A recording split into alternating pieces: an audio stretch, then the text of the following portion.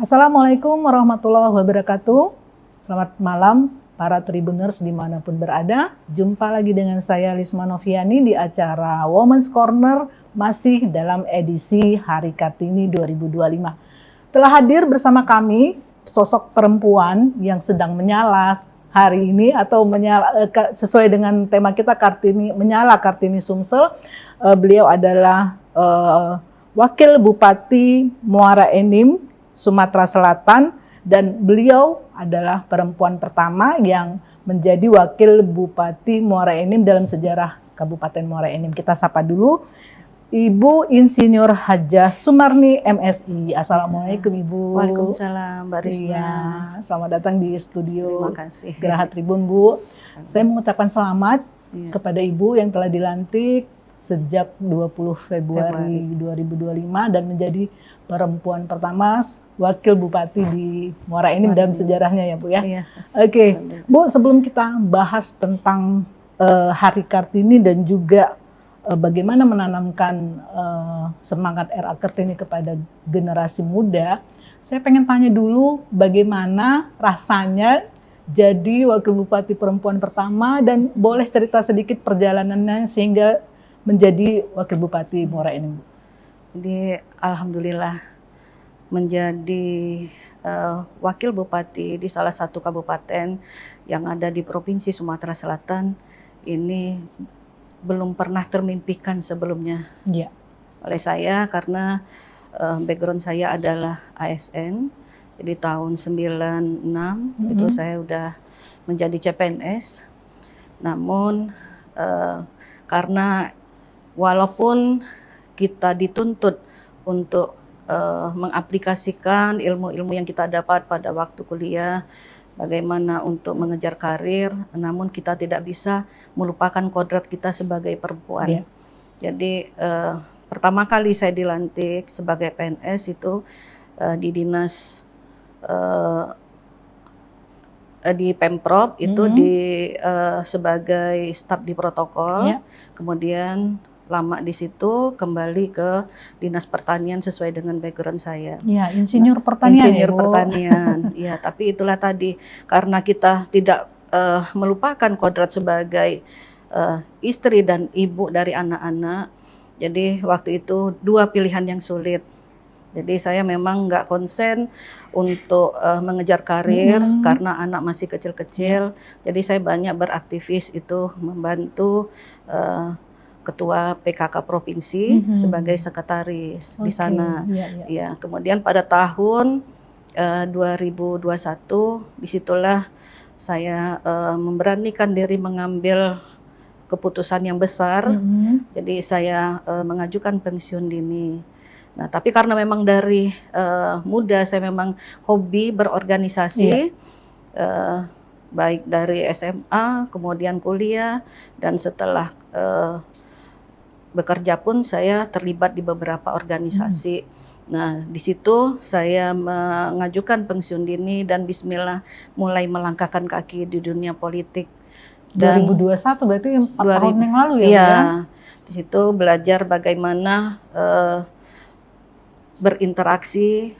Karena organisasi yang biasa saya gelutin, organisasi wanita itu beda ternyata dengan politik. Dan alhamdulillah pada tahun 2024 yang lalu saya memberanikan diri untuk maju dalam pilkada. Dan alhamdulillah ternyata untuk tahun 2024 ini banyak sekali peminat dari kaum perempuan. Ini menunjukkan bagaimana kesetaraan gender ini sudah mulai diakuin, karena dari 4 paslon itu ada 3 yang perempuan.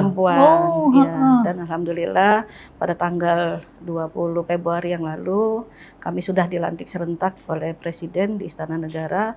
Dan hari kemarin tanggal 20 itu tepat 2 bulan saya bersama Pak Edison ini menjabat sebagai Bupati dan Wakil Bupati di Kabupaten Muara Enim. Latar belakang insinyur pertanian, kemudian baru 4 tahun yang lalu masuk terjun di dunia politik. Itu cita-citanya apa sih Bu sebenarnya? Cita-cita saya sebenarnya bagaimana saya bisa ikut berkiprah di masyarakat. Memang hobi saya dengan pertanian, Ya. tapi S2 saya itu saya di manajemen pabrik. Mm-mm. Dan kita sekarang ini dituntut bukan hanya memahami di satu bidang, Ya. di satu sisi, dan itulah alhamdulillah selama 25 tahun saya juga bergelut di PKK. PKK. Di sana itu seperti Mbak Risma ketahuin itu ada 10 program pokok PKK. Ya. 10 program pokok PKK itu udah mewakili dari beberapa dinas. Ada Ya. dinas pertaniannya, ada pendidikan, koperasi, agama, Kesehatan. kesehatan, banyak sekali kompleks. Jadi bagaimana kita dituntut untuk menguasai semua bidang, semua ilmu. Dan alhamdulillah itu menjadi bekal saya di dalam melaksanakan pemerintahan di Kabupaten Muara Enim ini, alhamdulillah tidak mengalami kesulitan. Ya, ya. Saya salah satu orang yang seneng kalau di dalam pemerintahan itu ada ceweknya. Berarti kalau minim-minimnya persoalan perempuan pasti udah paham kan, Bu? Iya, terwakilin. Udah paham berarti kan, Ibu. Iya. Nah, mungkin dalam 2 bulan ini dan seterusnya nanti, apakah program-program yang ingin Ibu jalankan untuk Muara Enim ini, Bu, sebagai wakil bupati? Iya, insya Allah. Terutama untuk perempuan ya, Bu, ya, dan iya. anak. Kami bersama Pak Edison itu ada 20 program strategis. Tentu saja karena posisi saya sebagai keterwakilan dari kaum perempuan di dalam 20 program strategis tetap saya perjuangkan, saya masukkan program-program apa yang menjadi keinginan dari kaum perempuan. Dan 2 bulan yang sudah kami jalanin, kami sudah menyusun dan membuat regulasi dasar hukum dari pelaksanaan program-program ini yang memastikan insya Allah ini bisa berjalan tanpa halangan. Jadi di situ kita ada pemberdayaan ekonomi perempuan, UMKM, kemudian pelatihan-pelatihan, dan kita juga ada penekanan angka pengangguran, penekanan angka kemiskinan, itu kita prioritaskan juga antara lain untuk kaum perempuan. Wah, itu kabar gembira buat kaum perempuan di Hari Kartini seperti sekarang ya, Bu, ya. Oke, Bu. Nah, sekarang kita mulai masuk ke tema kita tentang Hari Kartini, Bu. Apa makna Hari Kartini menurut Ibu? Ya, makna Hari Kartini seperti yang kita ketahui, Raden Ajeng Kartini bukan hanya pahlawan nasional, tapi beliau adalah simbol kekuatan, simbol perubahan, simbol inspirasi bagi kaum perempuan di dalam menggapai apa yang dicita-citakan atau mimpi-mimpi. Karena Raden Ajeng Kartini bukan hanya inspirasi bagi kita untuk maju dan sukses bagi diri kita sendiri, namun kita bagaimana bisa memberi manfaat bagi masyarakat banyak dan memberi kesempatan bagi masyarakat luas untuk berkontribusi di dalam pembangunan. Jadi kesetaraan gender ini alhamdulillah mulai bisa disamakan dengan tidak jadi masalah lagi. Tidak jadi masalah lagi. Namun itu tetap kita gaungkan, kita harus perjuangkan hak-hak kaum perempuan. Ya. Nah, sekarang kan era milenial ya, Bu, ya. Jadi kita dihadapkan pada generasi-generasi Gen Z yang terkenal dengan teknologi, sudah bersatu dengan teknologi. Kemudian juga ada negatifnya nih, katanya Gen Z itu mager, terus kadangnya suka pesimis, terus nggak peduli sesama gitu ya, Bu. Nah, kira-kira bagaimana menanamkan inspirasi dari RA Kartini kepada generasi muda, terutama Gen Z? Ya, tentu saja dengan perkembangan zaman, dengan teknologi yang demikian pesat, mungkin akan ada perbedaan. Kalau zaman dahulu RA Kartini itu menyuarakan aspirasi, menyuarakan keinginannya itu melalui surat, melalui tulisan. Nah, di zaman sekarang dengan teknologi yang demikian canggih, anak-anak kaum milenial, Gen Z, nah tentu saja ini juga akan mengalami perubahan. Nah, disinilah kita memberikan pendidikan anak-anak sejak dini, pembentukan karakter, jangan sampai dengan arus perubahan teknologi ini akan memberikan dampak negatif. Ya. Tentu saja ini bukan hanya dari keluarga, dari ibu, dari orang tua, namun juga dari sekolah, kemudian pemerintahan. Kita harus memberi pengertian, penanaman kepada anak-anak bahwa teknologi ini bukan menjadi suatu masalah, memberikan dampak negatif, tapi mari kita manfaatkan teknologi ini untuk perkembangan zaman dan memberikan kemudahan akses-akses bagi kita. Ya. Jadi kalau ini kita literasi digital itu perlu kita kembangkan. Jadi teknologi diarahkan ke hal yang ya, positif. Ya, insya Allah itu akan membantu, mempermudah di dalam tujuan kita mencapai impian-impian itu tadi. Iya. Kalau misalnya Kartini kan tadi menyampaikan dengan surat-surat ya Bu ya. Nah, cara kita untuk menyampaikan pesan-pesan misalnya nasihat kepada generasi muda mungkin seperti apa Ibu, punya tips buat ibu-ibu di rumah? Ya itulah, tentu saja beda zaman, beda juga pola asuh. Betul. Ya disinilah mungkin kita perlu, orang tua juga harus memahami perkembangan teknologi ini. Jadi ibu-ibu juga dituntut harus bisa dengan jet ini ya. Jadi jangan ya Bu ya. Iya, jangan gaptek. Nah, jadi anak-anak harus kita dampingin. Tentu saja banyak hal, banyak program yang kita bisa manfaatkan melalui teknologi ini. Pendidikan ini bisa kita melalui dengan hal-hal yang positif. Edukasi buat anak-anak itu melalui aplikasi-aplikasi atau film-film yang sederhana. Karena anak-anak sekarang walaupun umur 2 tahun itu kan sudah suka megang HP. Nah, jadi bagaimana kita memberi pendampingan kepada anak-anak bahwa mereka memanfaatkan gadget ini sesuai dengan batasan dari usia. Dan dari teknologi ini juga kita bisa mengakses, kalau untuk yang anak-anak sekolah bagaimana mereka memanfaatkan gadget ini untuk mendukung sekolah mereka mencari informasi yang lebih cepat. Dan tentu saja kalau yang sekarang ini kita bisa memanfaatkan konten-konten melibatkan, kalau untuk informasi ataukah edukasi pendidikan itu melalui TikTok, melalui Facebook, melalui Instagram untuk hal-hal yang positif ya. Jadi bukan menjauhkan ya Bu ya, tapi pendampingan, edukasi kepada anak-anak, batasan-batasan yang kira-kira ini tidak akan mempengaruhi negatif bagi pertumbuhan kembang anak itu. Oke. Nah, sekarang kita bicara generasi yang perempuan ya Bu ya. Jenjang pendidikan udah terbuka lebar nih. Kemudian akses juga bisa diakses oleh generasi perempuan. Sebenarnya tantangan terberat generasi muda terutama perempuan di zaman global seperti sekarang apa Bu kira-kira? Dan bagaimana solusi dalam menghadapinya?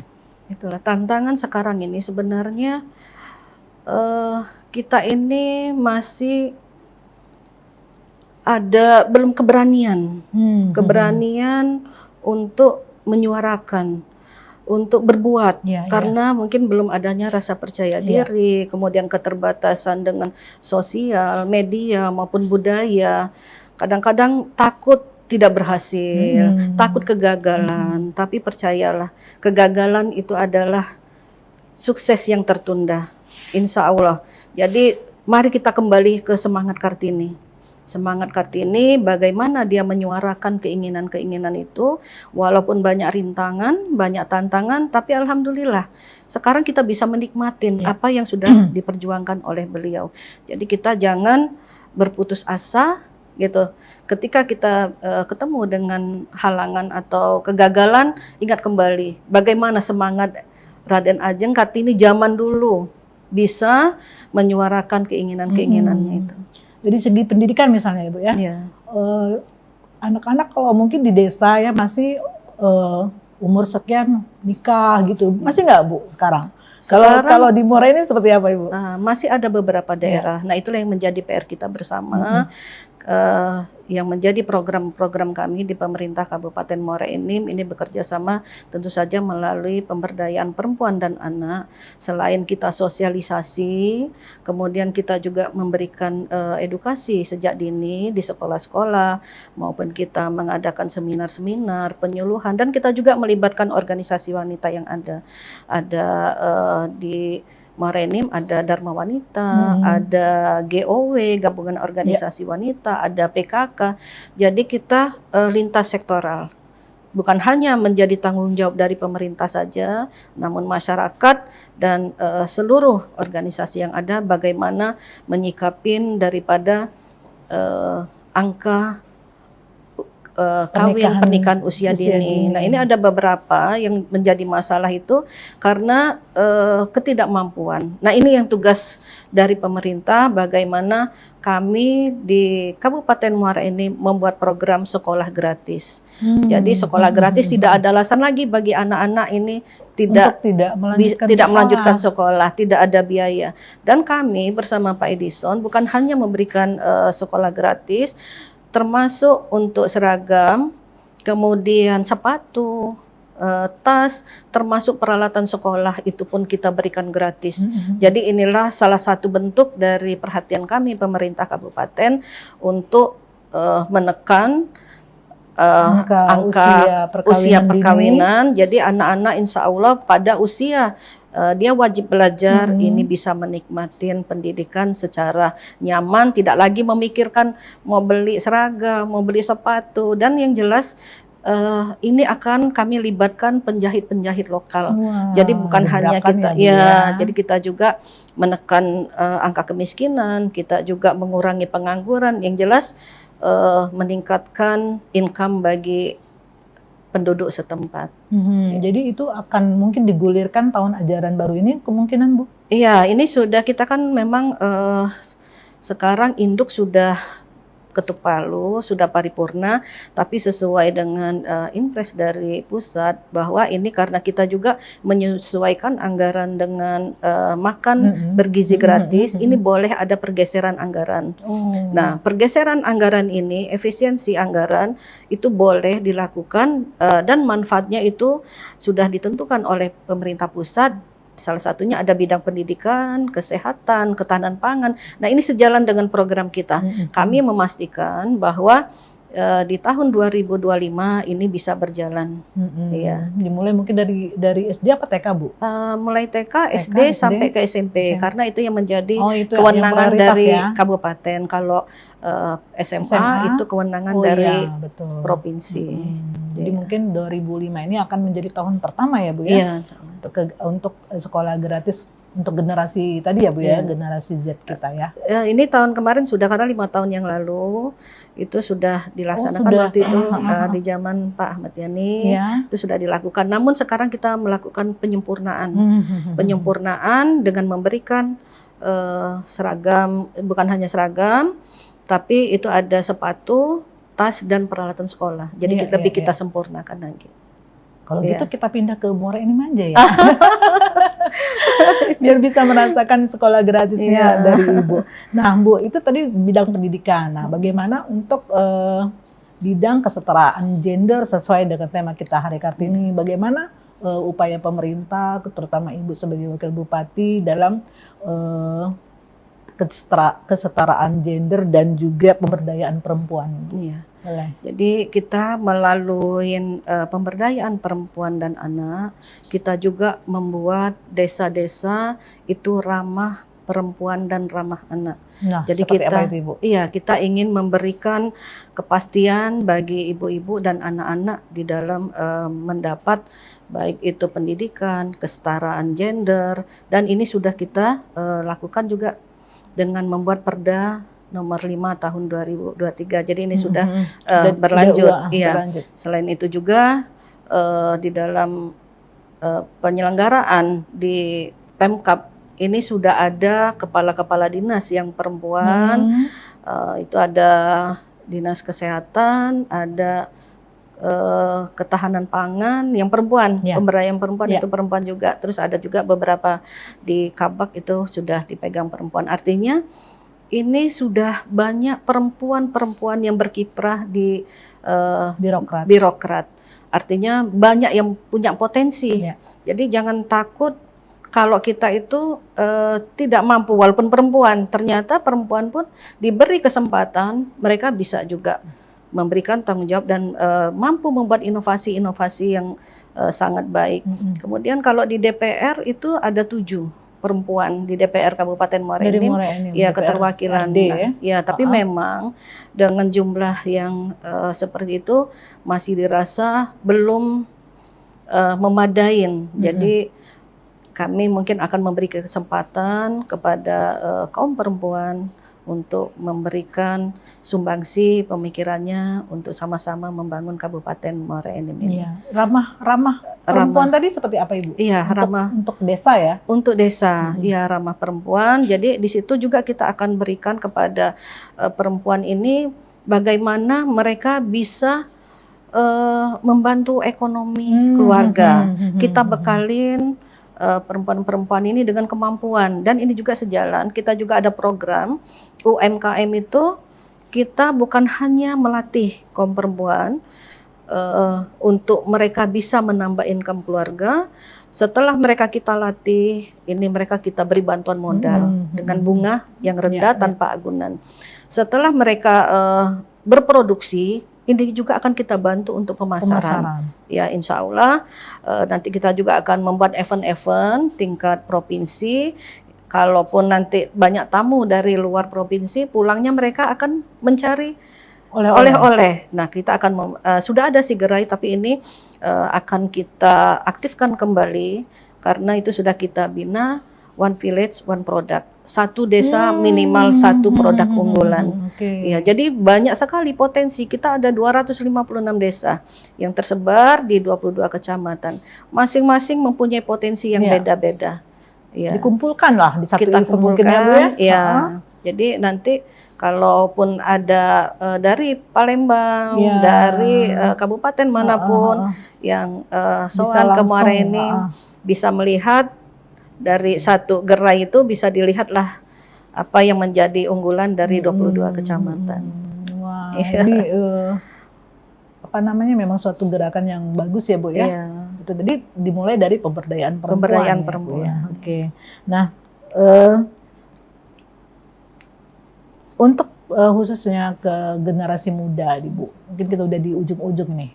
Apa pesan Ibu sekali lagi buat para generasi muda, terutama perempuan, khususnya yang mungkin ada di Kabupaten Muara Enim? Iya. Jadi untuk kaum perempuan, bagi adik-adik Gen Z, ayolah kita berani menyuarakan pendapat, berani bermimpi, jangan takut kita ini ketemu dengan kegagalan. Jadi mari kita kembali ke semangat dari Kartini, bagaimana kita mewujudkan cita-cita ini. Insya Allah dengan semangat, dengan upaya kita, insya Allah apa yang menjadi harapan-harapan itu bisa terwujud. Iya. Ya. Oke, Bu, sekali lagi mungkin semangat RA Kartini itu ialah, ada salah satu kutipan dari RA Kartini, Bu, mungkin saya baru ingat bahwa kita bisa menjadi manusia seutuhnya tanpa meninggalkan wanita seutuhnya. Boleh Ibu makna dari kutipan RA Kartini ini? Itulah tadi, walaupun kita menuntut kesetaraan gender, walaupun kita seperti saya di posisi di pemerintahan, di eksekutif, yang notabene artinya menyita waktu 24 jam, dan ini artinya akan mengurangi dari perhatian kepada keluarga. Tapi setinggi apapun karir itu, kita harus bisa membagi waktu untuk keluarga, karena terutama kita bangun dari keluarga dulu. Insya Allah, kalau pondasi awal ini kuat, baru nanti ke masyarakat yang lebih luas. Iya. Contohnya Ibu ya, Ibu Insya Allah. Informasinya tadi baru menghadiri pelantikan anak sebagai notaris. Alhamdulillah. Jadi itu anak saya yang tua, yang pertama. Yang pertama itu. Iya. Jadi dia kemarin S1 di Unsri, ngambil sarjana hukum. Kemudian S2 notaris di Unsri juga. Dan alhamdulillah hari ini beliau dilantik tadi di juri Hotel Grand Juri, juri dilantik dan sudah sah. Karena ini agak susah juga kemarin tesnya kan, dan alhamdulillah kebetulan beliau juga dapat penempatan di Kabupaten Muara Enim. Iya. Luar biasa. Terus yang kedua Bu? Yang Anaknya? kedua itu dokter, ya itu dari Unsri juga. Udah sekarang selesai juga? udah selesai, jadi udah kerja di Hermina 2 tahun. Iya, terus ada lagi? Dua? Ada lagi satu yang bungsu. Satu lagi, Yang bungsu di Unila masih kuliah. Yang ngambil teknik informatika. Ya, itu mudah-mudahan ini buah dari kerja keras ya Bu ya. Alhamdulillah. Dalam membagi waktu antara keluarga dan karir tadi ya Bu ya. Karena selama ini 25 tahun saya PNS itu Mbak, itu tidak mengejar karir. Karena saya selain PNS saya juga aktif di PKK. Iya. Nah, jadi karena harus membagi dengan keluarga. Tapi itulah tadi, tidak ada yang terlambat. Ya. Gitu. Kalau memang sudah garis tangan gitu kan, sudah ini ternyata setelah selesai saya mengundurkan diri, resign dari PNS, ternyata kembali lagi ke eksekutif dengan jabatan baru wakil bupati. Kita nggak tahu jalan dari kita nggak tahu rahasia Allah itu. Iya. Oke, Ibu, terima kasih atas sharingnya. Terima kasih. Dari tadi kita sudah ngomongin soal kegiatan di Wakil Bupati, kemudian tentang Hari Kartini dan juga buat keluarga, semoga sukses terus ya Bu ya. Ya, makasih. Dan juga semoga lancar tugas-tugasnya sebagai Wakil Bupati Muara Enim. Terima kasih. Terima kasih Bu. Terima kasih. Ya, demikian teman-teman Tribuners dimanapun berada. Itu tadi perbincangan kita dengan Wakil Bupati Muara Enim, Provinsi Sumatera Selatan, Ibu Haja Insinyur Sumarni MSI. Semoga mendapat inspirasi, menjadikan inspirasi buat kita semua. Demikian, Assalamualaikum warahmatullahi wabarakatuh.